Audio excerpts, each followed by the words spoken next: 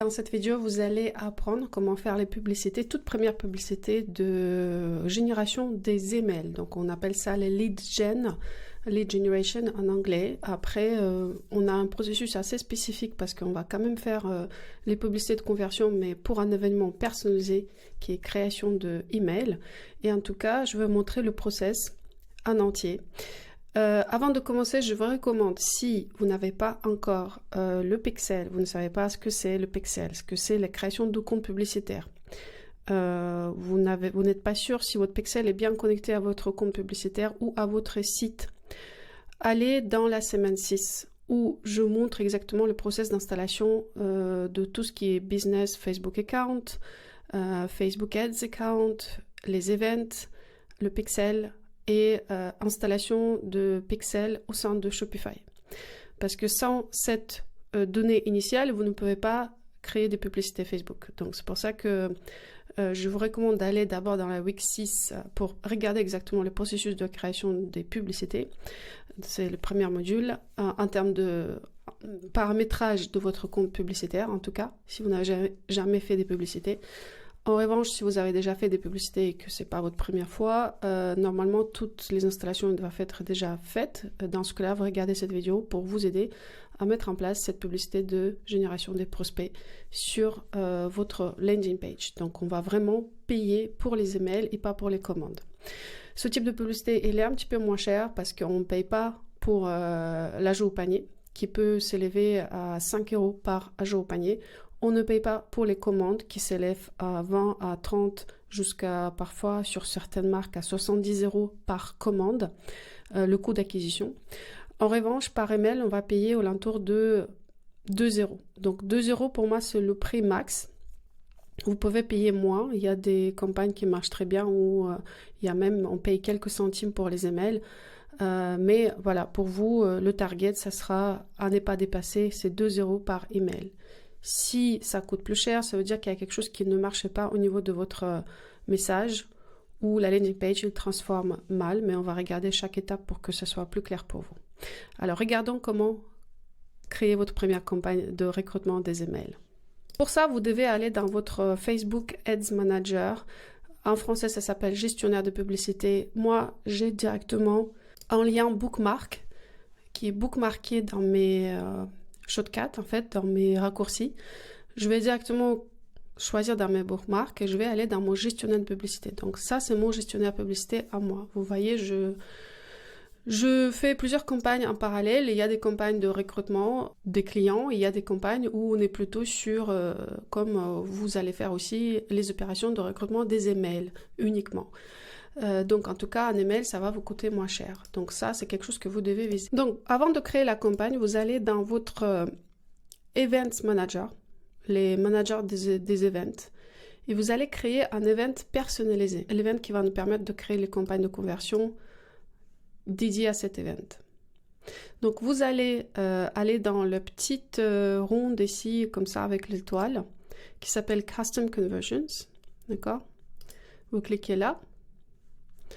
Et vous allez voir que moi, par exemple, j'ai plusieurs events customisés qui sont bien vertes. Donc ça, il faut vraiment faire attention que ce soit vert. Et pour ça, il faut faire un test pour savoir si le email est bien tagué. Donc vous allez cliquer sur créer un event customisé, Create Custom Event, ici. Vous allez le nommer. Moi, je le nomme en anglais. Pour moi, ça s'appelle Opt-in. Parce qu'en fait, à chaque fois qu'une personne est s'inscrite dans une base et qu'il laisse son email, ce sera opt-in en anglais. Si vous n'êtes pas très à l'aise, vous pouvez mettre quelque chose comme un prospect ou un email. Mais pourquoi je le nomme opt-in? Parce que souvent, un prospect, ça existe déjà dans la base standard des événements de Facebook. Et moi, je veux vraiment savoir que c'est mon prospect à moi. Et dans ce cas-là, qui suit mon parcours à moi que je viens créer. Dans ce cas-là, vous pouvez mettre aussi drop opt-in, par exemple. Ça, c'est quelque chose qui peut vous aider à savoir que c'est bien les clients qui rentrent dans votre landing page et pas un prospect standard que Facebook identifie sur votre site. Donc ça, il faut vraiment faire différence. Donc, je vais l'appeler Drop Opt-in.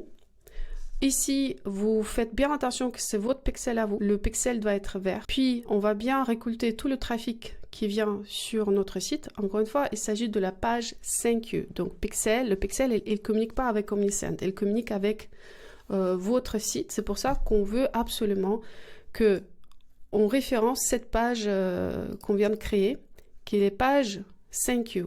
Pour ça, on dit tout le trafic de URL qui contient, d'accord? URL contient un mot-clé. Ici, vous ne mettez pas le lien HTTPS, etc. Vous mettez un mot-clé, un seul mot-clé qui fait partie de votre page 5U.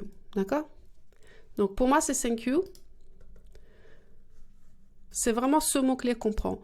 Donc, je veux vraiment que vous fassiez attention. On prend qu'un seul mot-clé qui apparaît dans votre page URL, dans votre lien URL. Donc, 5U, pour moi, c'est tout ce que je veux mettre ici, 5U.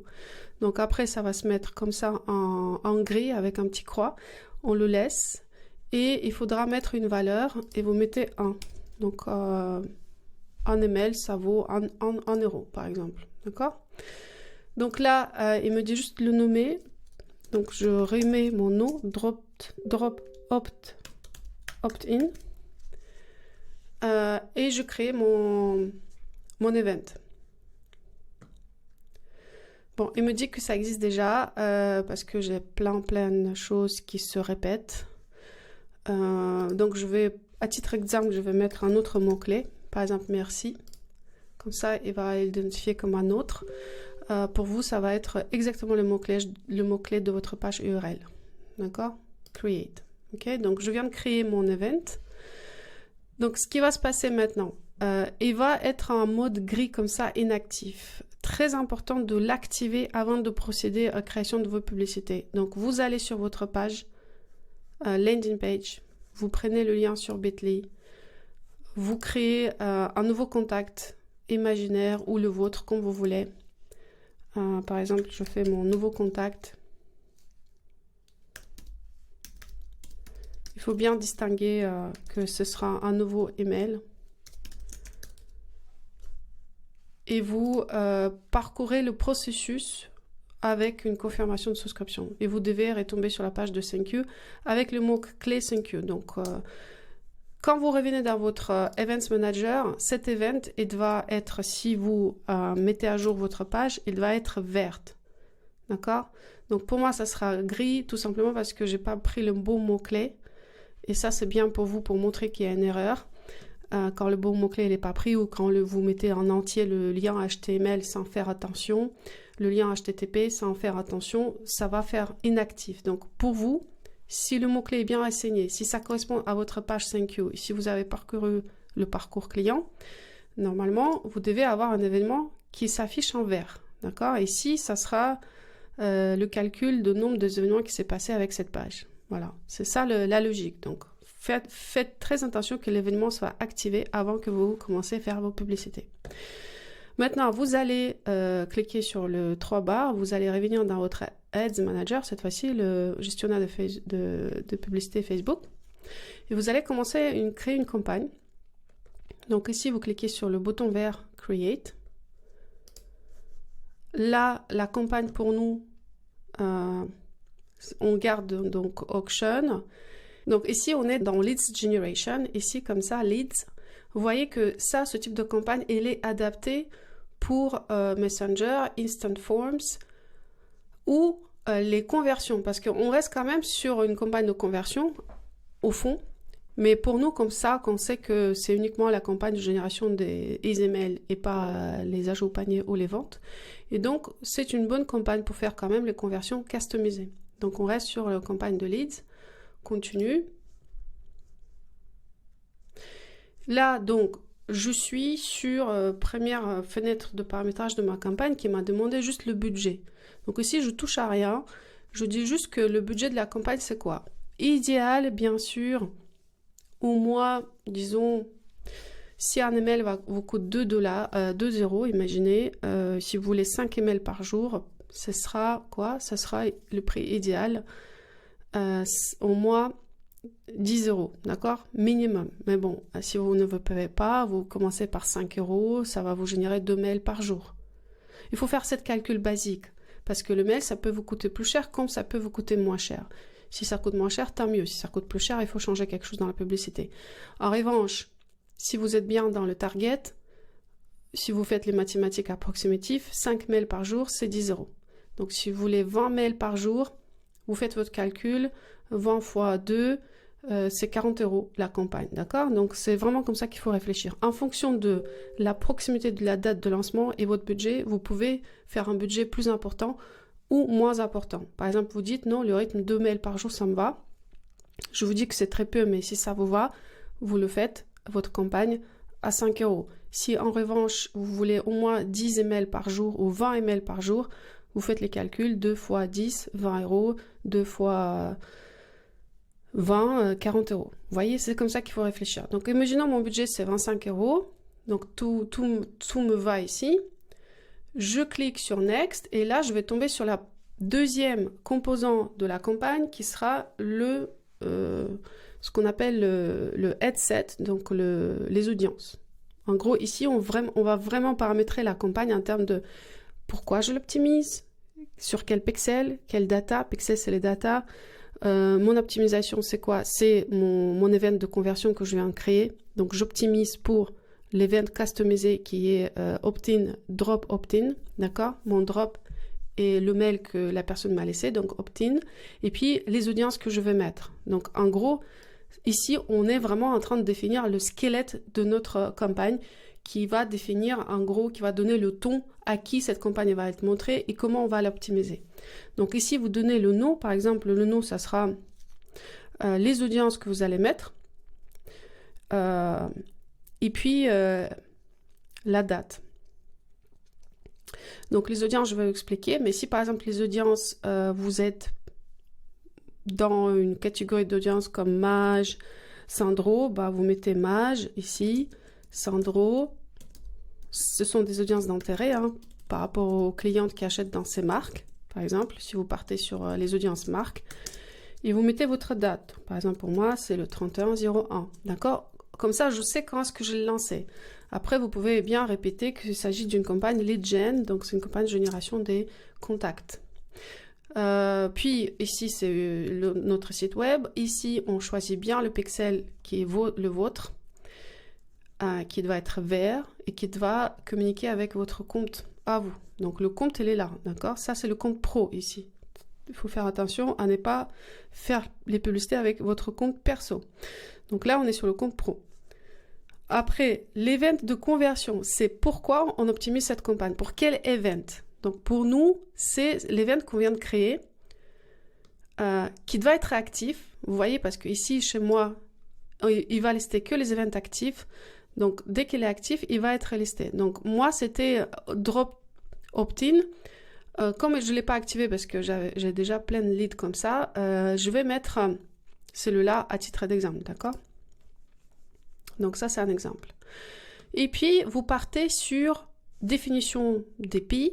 Par exemple, vous dites, pour moi, donc c'est tous les pays francophones. Donc, je vais mettre les people qui living in the location. People living in the location, ça veut dire les gens qui habitent dans ce pays-là. Donc, ça sera France. Si on est sur les pays francophones, Belgique. Et par exemple, Suisse. Ça peut être Luxembourg aussi. Luxembourg. Donc là, on adresse tous les pays francophones. Donc vous voyez, c'est une grande audience. Maintenant, il faut la un petit peu plus customiser en fonction de votre cliente, de la typologie de votre cliente. Donc c'est là où vous rentrez dans vos fiches des interviews clientes, vous définissez les audiences qui vous intéressent le plus en termes de les intérêts de votre cliente et vous mettez vos premières audiences par intérêt. L'âge, vous pouvez changer, vous pouvez dire elle a 20 ans, 30 ans, 25 ans. Donc, j'aime donner les définitions d'âge un peu larges, mais vous pouvez les un petit peu plus réduire en fonction de le profil de votre cliente le plus proche. Par exemple, si votre cliente, c'est plutôt une trentenaire, bah, pensez donner un petit peu plus large, donc par exemple à partir de 25 ans et peut-être jusqu'à 65 plus, pourquoi pas. Et là, dans le targeting, donc dans les audiences d'intérêt froides, je vais mettre mes syndromages parce que je les ai identifiés comme les audiences prioritaires par rapport à ma cliente. Donc, je vais mettre Sandro et je vais taper mage et je vais ajouter mage, d'accord? Donc, je suis déjà sur 10 millions potentiellement de personnes que je vais toucher avec cette publicité, ce qui est pour moi parfait. Aujourd'hui, le nombre qu'on va cibler, surtout, ça sera aux alentours de 10 millions, un petit peu plus, un petit peu moins, mais à peu près ça. La fourchette idéale. Donc là, pour moi, c'est bon. Je vais partir sur la langue, je vais mettre français parce que comme je target l'Europe francophone, donc je vais bien préciser que les personnes qui comprennent le français. Donc c'est pour ça que mon audience elle est un peu diminuée parce que j'ai ajouté la langue française. D'accord? Donc là, pour cette partie, je touche plus rien. Je laisse les placements automatique, tout le reste ça me va, je touche vraiment plus à rien sur la partie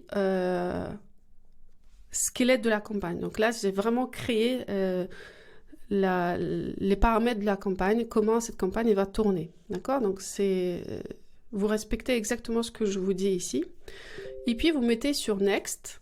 Et le Next, ça sera vraiment la publicité en soi. Donc ici, on veut au moins 3 variantes de différents contenus. Ça peut être donc une vidéo, ça peut être une image, ça peut être un carrousel, donc plusieurs images. Mais il faut créer plusieurs variantes. Vous ne pouvez pas partir avec une seule variante parce que si jamais vous êtes trompé sur le choix d'image ou de vidéo, la publicité, il ne va pas décoller et il ne va pas pouvoir vous apporter des résultats que vous voulez. Donc, mettre 3 variantes, c'est un gage de sécurité que s'il y en a une qui ne marche pas, il y a un deuxième qui peut marcher ou troisième qui peut marcher. Parce que Facebook, il va montrer que la meilleure qui donne le meilleur résultat à votre audience. Il ne va pas montrer toutes de manière identique. Il va essayer de voir laquelle marche le plus.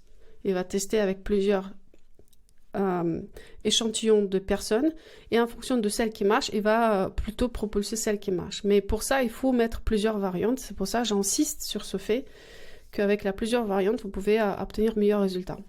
Qu'est-ce qu'on met dans les variantes? On met le nom. Le nom, donc, c'est votre campagne. Donc ici, on commence souvent par le type de contenu. Est-ce que c'est une image? Est-ce que c'est carrousel? Est-ce que c'est une vidéo? Donc vous définissez déjà le contenu. Vous pouvez aussi donner une petite explication, image rose, image blanc, noir, image de moi, image de tel mannequin, etc. C'est à vous de définir. Puis les audiences, par exemple, je dis c'est mage Sandro, comme ça je sais à qui je m'adresse. Et puis vous mettez la date. Comme ça je sais quand est-ce que je l'ai lancé si jamais je dois la traquer par Google Analytics. Donc là, vous mettez bien votre page pro. Ici, vous mettez bien votre compte Insta. Et puis, c'est ici que vous allez créer votre publicité. Donc, vous allez ajouter une média, par exemple une image ou une vidéo. Si vous n'avez pas ici, vous mettez Upload. Donc, vous ajoutez la vidéo en fonction de votre ordinateur, ce que vous avez sur votre ordinateur. Si jamais c'est quelque chose qui était déjà utilisé dans vos publications sur Instagram ou Facebook, vous pouvez aller chercher dans les images existantes, Instagram par exemple, et vous retirer de là-bas, si jamais vous n'avez pas accès à ce contenu sur votre ordinateur. Souvent, je vais chercher plutôt sur mon ordi qu'aller chercher dans le compte, mais c'est comme ça. Donc par exemple, vous êtes arrêté sur cette image, vous le mettez comme ceci. Il va vous demander de la bien optimiser en fonction de... Moi, je garde toujours ce qui est recommandé par Facebook, sauf si parfois je trouve que c'est mal recommandé. Et puis, optimisation, maintenant, il faut mettre la musique, il faut ajouter toutes les optimisations pour vraiment maximiser vos chances, d'accord? Faites ce que le système vous demande, en gros. Puis, absolument ici, vous mettez votre texte. Donc, le texte, c'est vraiment le teasing de votre campagne. Ça peut être quelques phrases rapides. Inscrivez-vous à la liste VIP pour bénéficier de notre première offre avantageuse en avant-première. Nous sommes une marque responsable, éco-responsable, éthique, etc. Et ça suffit. Abonnez-vous avant cette date pour bénéficier de l'offre. Donc, le CTA à la fin est essentiel. Le CTA, c'est Call to Action. Pourquoi je dois cliquer? Donc là, vous mettez votre texte, d'accord? Et là, dans la description, on met pas grand chose, on met plutôt dans headline. Donc ça, c'est le titre. Le titre, c'est quelque chose qui va apparaître ici.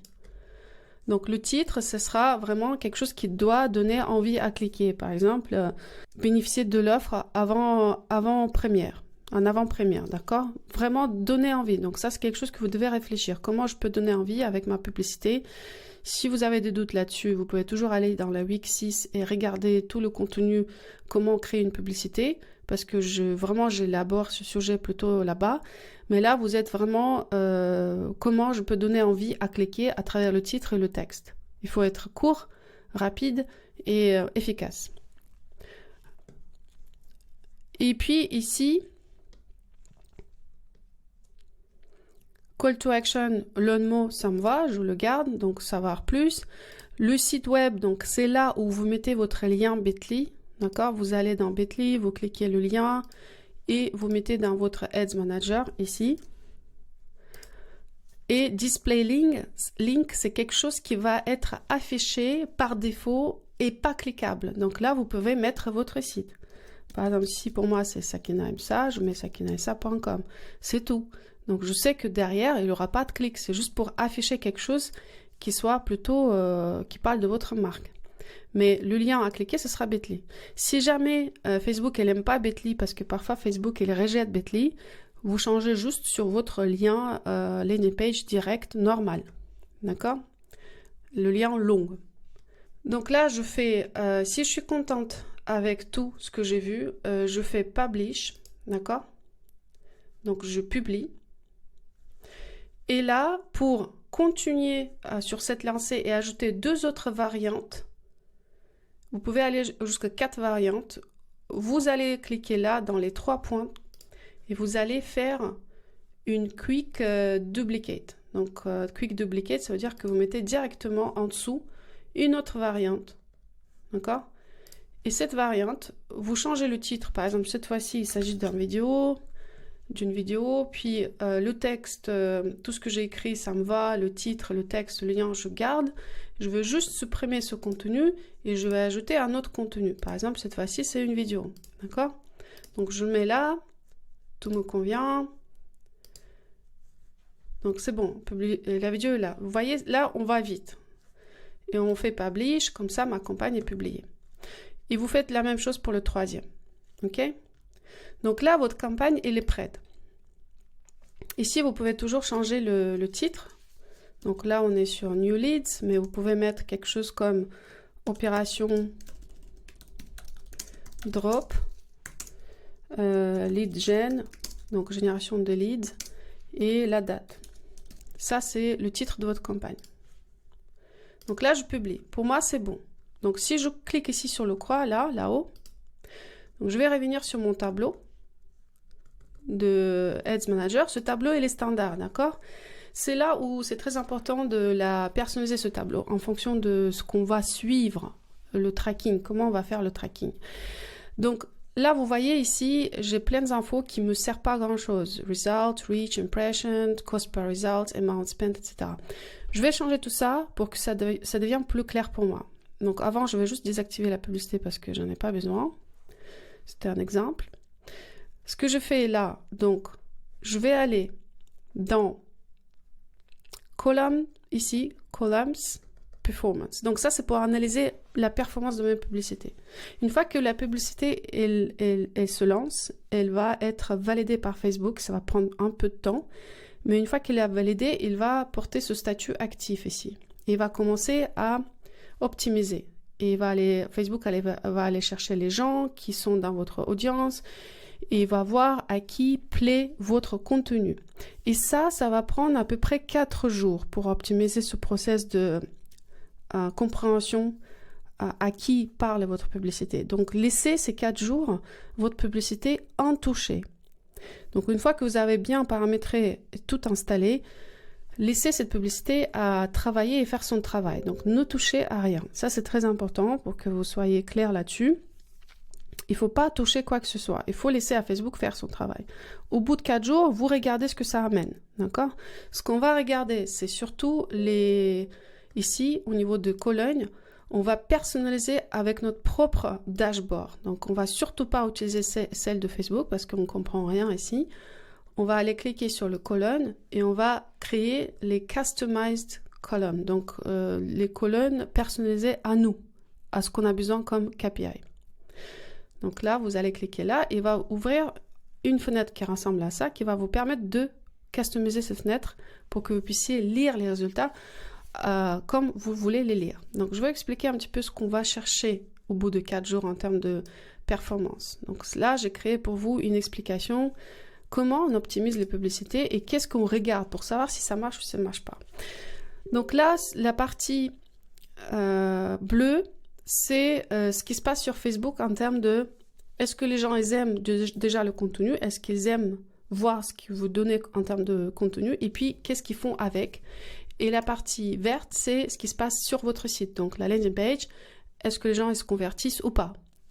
Et là, le dashboard personnalisé, c'est ce qu'on va suivre. Donc montant dépensé, les impressions, les CPM, c'est coût par impression, les clics, combien de clics on obtient sur le lien, le CTR, donc click-through rate en anglais, donc combien de clics on obtient dans le lien, c'est vraiment click to link et pas d'autres éléments, parce que Facebook elle a plusieurs CTR, donc CTR, clic sur le lien.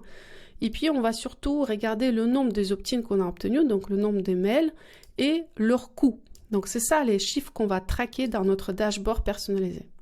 Je vais vous expliquer un petit peu les termes qu'on va chercher. Donc les impressions, c'est quoi? Les impressions, c'est tout ce qui apparaît sur le feed des gens et Facebook il va calculer le coût par impression, par 1000 impressions. D'accord? Donc il ne va pas prendre chaque impression, il va prendre 1000 et va dire combien ça coûte. En fonction de budget dépensé, les 1000 impressions, ça peut coûter par exemple 10 euros, 2 euros, 3 euros. Donc nous, on veut le CPM qui coûte moins de 10 euros. Donc, vous devez être dans cette tranche de KPI, donc les indicateurs de performance, pour dire, OK, là, au niveau de apparence et que ça plaise, parce que les gens, du coup, ils s'arrêtent et que ça apparaisse plus dans le feed des gens, je suis bien. Donc, le KPI est de moins 10 euros pour les impressions, le coût par impression, par 1000 impressions, c'est très bien. D'accord? Si vous êtes à 5 euros, à 3 euros, c'est super. Le CTA, donc ça c'est click-through rate, c'est les personnes qui cliquent sur votre publicité pour aller sur votre site. Ici, on veut être au moins à 2% minimum. Si vous êtes plus que 2%, c'est mieux. Si vous êtes moins que 2%, il faut se poser la question sur le contenu de la publicité. Le titre, l'image, la vidéo ou le message ne prennent pas. Si vous êtes plus que 2%, c'est super. Si vous êtes à 2%, c'est normal, ça passe. Donc là, c'est vraiment la qualité de la publicité, le message, l'image et le titre. Si vous êtes à CTA faible, il faut repenser la qualité de la publicité. Il faut repenser le contenu. Après, une fois qu'ils ont cliqué sur la publicité, est-ce qu'ils ont laissé un email ou pas? C'est là où on regarde ce fameux opt-in. Si en gros, c'est combien d'emails vous obtenez par rapport au trafic qui arrive sur votre site. Imaginons que vous avez eu 100 clics. 100 clics, ça représente 2% de click-through rate. Donc, ça veut dire qu'à partir de toutes les gens qui ont vu ma publicité, donc d'où la calcul des impressions, il y a, par exemple, sur, je sais pas, 100 personnes qui ont vu, il y en a 2 qui ont cliqué, donc on a obtenu 2% de taux de clic. Ces 2 personnes qui ont venu sur votre site, combien ils ont laissé un email? Est-ce qu'il y avait une personne qui a laissé un email ou 0? S'il y avait une personne qui a laissé un email, donc vous êtes à taux de conversion, on appelle ça taux de conversion. Taux de conversion, ça va être 50%. Sur 2 personnes, une personne qui a laissé un email, donc 50%. Mais c'est vrai que vous voyez que le taux de conversion, ça varie du trafic, le nombre de personnes qui viennent sur votre site et le nombre de personnes qui laissent les emails. Donc, on va calculer le nombre d'emails en fonction du trafic. Si le taux de conversion est satisfaisant, on dit que la landing page, elle transforme bien. Donc, elle donne le bon contenu. Les gens, ils ont envie de souscrire. Si vous voyez que vous recevez très peu d'emails, alors que le trafic, il est plutôt pas mal par rapport à ça, là, vous dites que peut-être ma landing page, elle ne transforme pas bien. Il faut que je change le message, l'image, le titre sur ma landing page, que ça donne plus d'envie à laisser un email. Peut-être l'offre, elle n'est pas suffisante, elle n'est pas très attractive. Du coup, les gens, ils laissent pas un email pour ça. Donc, regardez bien le trafic total qui arrive et le nombre de mails que vous recevez et calculez votre taux de conversion, d'accord? Essayez d'être au plus que 10%. Taux de conversion plus que 10%, c'est mieux. Au final, ce que vous allez regarder en termes de KPI, ça sera vraiment le coût par email. Combien ça vous coûte un email? Donc, en fonction de montant dépensé sur la publicité et le nombre des emails que vous avez reçus, vous pouvez voir le coût, combien ça vous coûte un email. Donc, j'ai dépensé 100 €, je divise par 10 emails que j'ai reçus. Voilà, ça me coûte 10 par email. Donc, c'est un peu cher, mais voilà, ça, c'est la réalité, d'accord? Donc, ça, c'est quelque chose que vous devez maîtriser si vous faites ce type de publicité. Comme ça, vous savez où vous en êtes. Donc, si je reviens sur mon dashboard personnalisé, vous avez compris ce que je vais chercher comme les infos. Vous pouvez aussi ajouter une valeur customisée si vous voulez savoir le taux de conversion de votre landing page. Vous pouvez aller dans Create Custom Metric. Et là, on est sur... donc, je vais la nommer LP, donc Landing Page Pourcentage. Ça sera pour moi le pourcentage. Et là, la métrique, ça sera très simple. C'est les opt-in que j'ai obtenus. Donc, opt-in de mon emailing list sur le trafic. Donc, je divise sur le trafic total, les link clicks. D'accord? Donc, drop opt-in, c'est mon event personnalisé à moi. Et je veux savoir combien de personnes ont cliqué sur le clic total et ont laissé un email. C'est ça la formule, c'est la formule de pourcentage classique, d'accord? Donc là, ça va me permettre de savoir le taux de conversion de ma landing page, d'accord? Donc LP conversion, avec le pourcentage, je vais le créer cette matrix. Je vais la ajouter dans ma petite liste et je vais l'ajouter et on va faire ça une par une. Donc on enlève le delivery. Delivery c'était bien, mais c'est pas grave. Budget. On enlève tout ça, tout ce qu'on n'a pas besoin.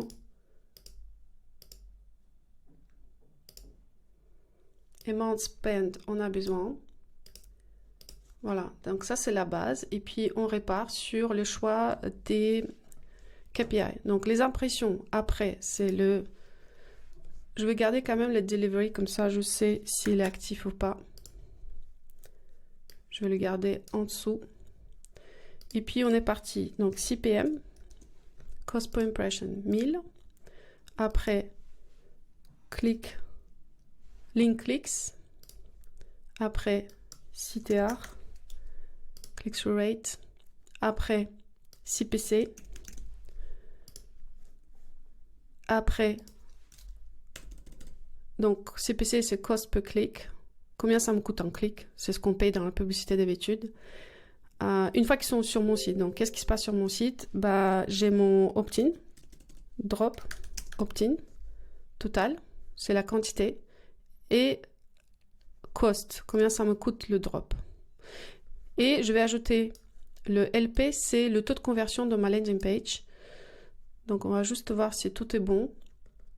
Delivery budget, amount spent, impression, coût par impression, le taux de clic total, les clics totaux, le taux de clic, le coût par clic. Et après, c'est quoi la conversion de ma landing page? Donc le nombre de personnes qui laissent un opt-in, je vais le mettre plutôt après. Donc il y a un opt-in d'abord en termes de valeur totale, le nombre des opt-in, puis la conversion de ma landing page, est-ce qu'elle convertit bien ou pas? Je dois observer ce chiffre-là. Et puis, combien ça me coûte un email? Donc, cost per dropped-in, c'est un email, d'accord? Donc là, on est bon. Je veux juste appliquer. Et ici, elle se présente comme custom. Moi, je vais le nommer pour que je le perds plus, d'accord? Donc, je vais le sauvegarder là. Et je vais le dire KPI pour opt-in. C'est vraiment pour opt-in, c'est pas pour les campagnes de conversion. C'est vraiment pour savoir exactement le nombre de mails que je génère. Donc voilà, et chaque jour, quand vous allez vous connecter à votre dashboard pour comprendre où ce que vous en êtes en termes de mesure, vous devez faire le suivant.